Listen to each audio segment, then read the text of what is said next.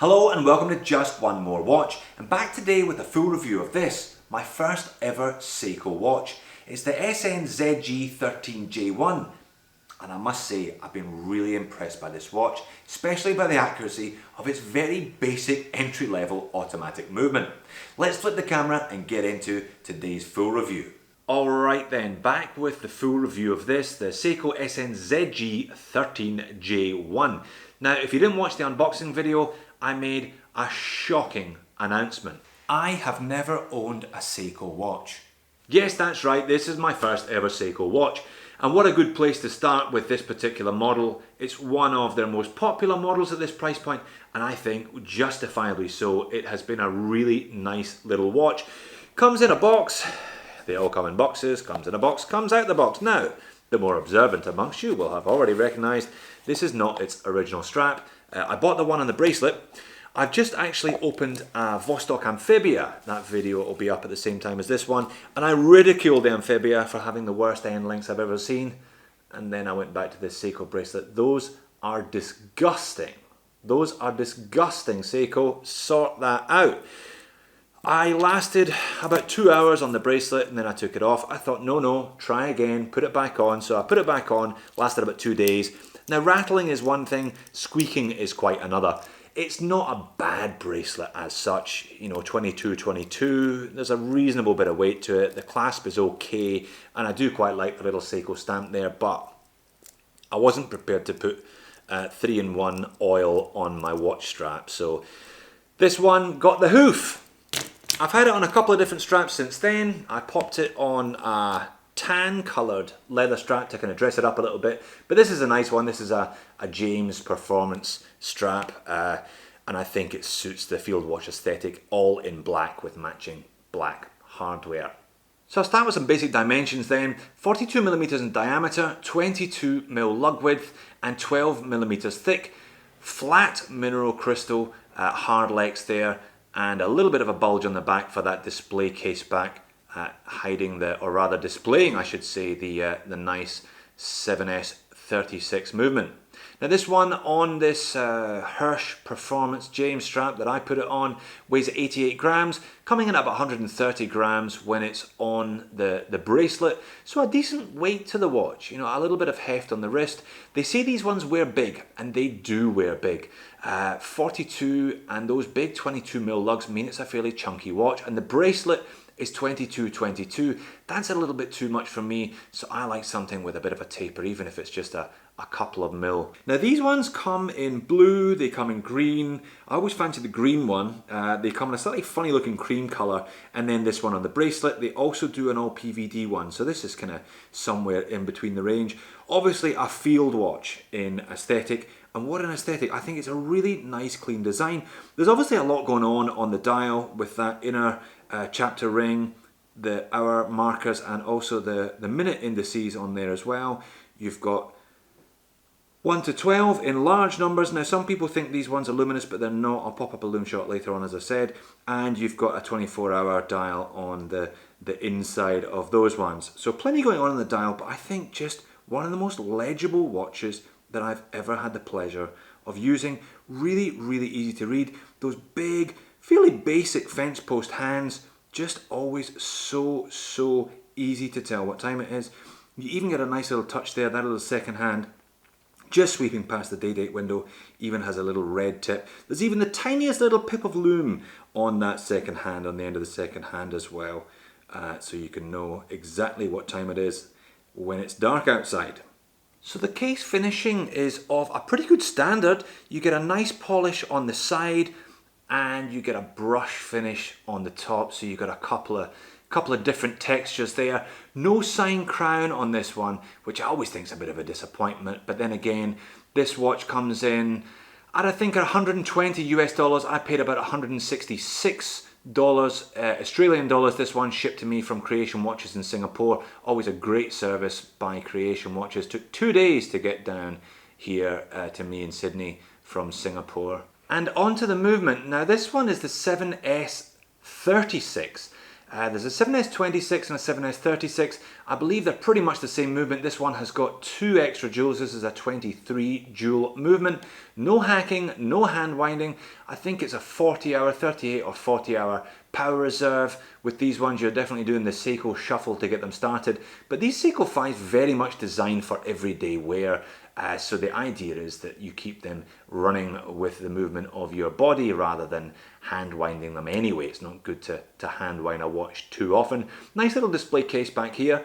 Now this movement, to be honest, has been the big surprise for me. I wasn't really expecting much. I've been looking at a couple of Myotas recently, their 8000 and 9000 series movement, and I was expecting this one to perform somewhere around the level of the 8000 movement. It's the similar specs and similar price point. But it really blew me away with how accurate this watch is.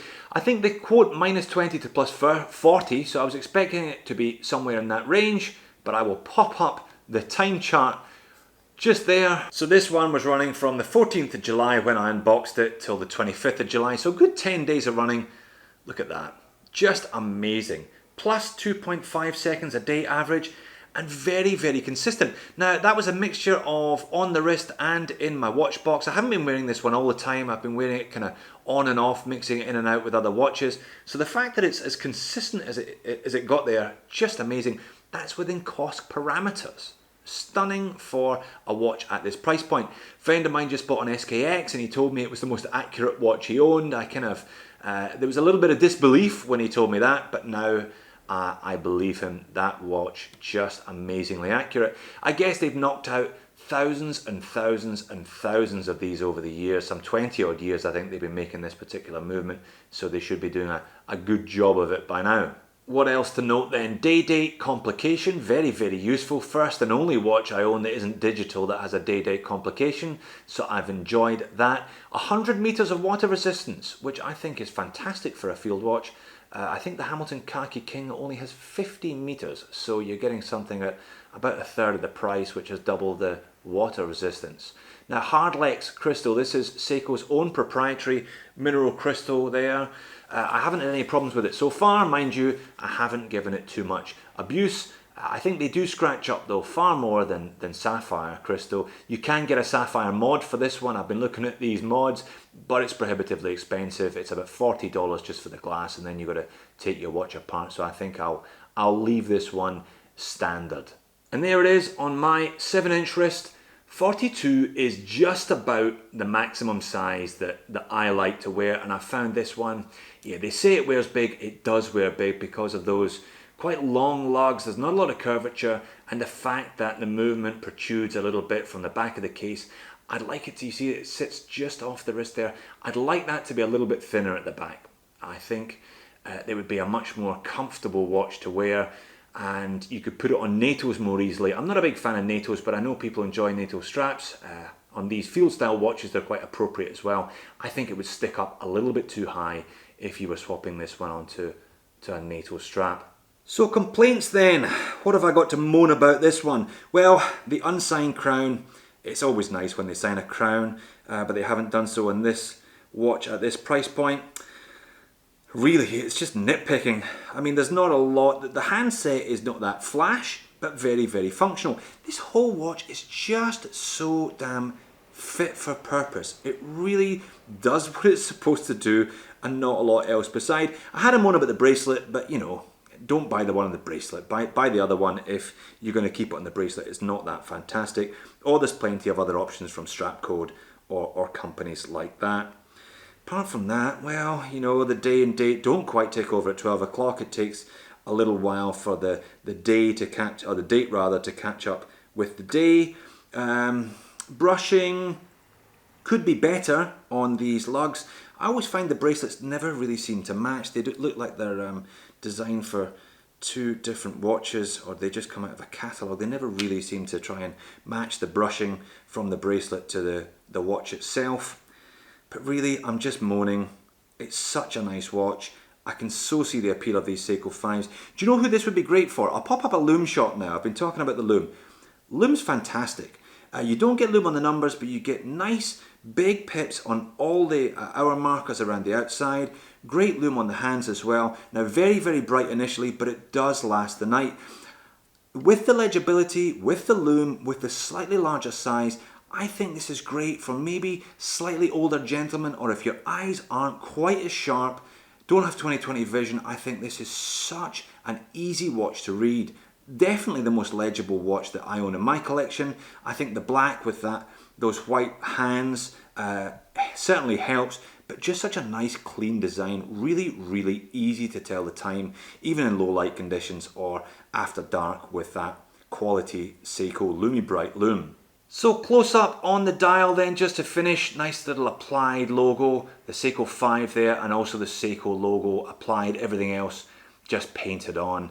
Made in Japan, this one, obviously the J model. There's a debate as to whether these are actually made in Japan. I'm not going to get into that today. It doesn't really matter. Adds a little bit extra to the price, but I guess you're buying that brand. Do you know what? The only brand I actually believe in 100% these days is made in China. I think everything else is just a degree of marketing and flim-flam. Leave me a comment, let me know what you think about that one. First Seiko 5, first Seiko watch, won't be my last. I really enjoyed this one. So suitable for its purpose as an everyday wear watch. So super legible as well, as I've said. Most impressed with the little, or should I say the big Seiko 5. It is a slightly large watch, but that has its advantages as well as its disadvantages. So there you have it, my first Seiko, but probably not my last. Thanks for watching, and I'll see you in the next video. That'll do.